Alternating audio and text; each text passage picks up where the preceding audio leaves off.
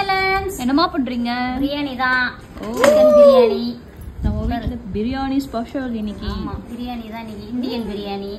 Mutton bucket வாங்கிட்டு வந்துட்டோம். Chicken biryani sorry mutton biryani தான் எதிர்பார்த்து போனோம். 1:30க்குலாம் காலி ஆயிடுச்சுன்றாங்க. டக்குன்னு காலி ஆயிடுச்சுன்றாங்க. இதுக்கே நாங்க 2 மணிக்கெல்லாம் போயிட்டோம். இந்தங்க கைஸ் நீங்க போயிட்டு இத காக்காய்க்கு வச்சிட்டு வந்துருங்க. காக்காய்க்கு பிரியாணி. காக்கா சாப்பிட்டோம் ஃபர்ஸ்ட். காக்கா சாப்பிட்டு நம்ம பெரியவங்க எல்லாம் சாப்பிடுவாங்க. என்ன ஒரு பாசம் எங்க அம்மா காக்காம.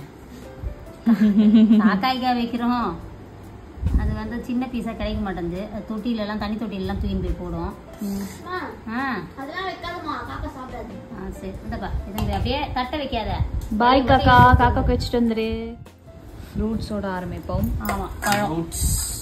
வாங்குறது ஹோட்டல் சாப்பாடா இருந்தாலும் கொஞ்சம் ஹெல்த்தியா சாப்பிடுவோம். ஓகே போதும் எனஃப் எனஃப். அம்மா இல்ல முட்டை இருக்கு. அது இருக்கா? முட்டை இருக்கா? முட்டை இல்லைன்னா பிரியாணி எப்படி? Chicken piece. நல்ல பெரிய பீஸ்.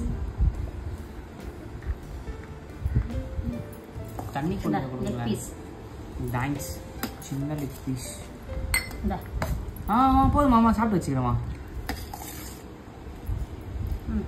இன்னைக்கு ஸ்பெஷல் இதுதான் நம்ம வீட்ல. சிக்கன் பிரியாணி, மாம்பழம், வாழைப்பழம், ஆனியன் ரைத்தா, முட்டை.